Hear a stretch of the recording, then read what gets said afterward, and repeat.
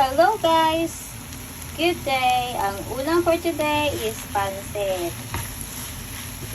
Pansit lang ako guys.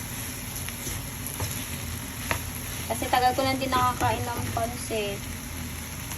Ayan. Luto na yata to.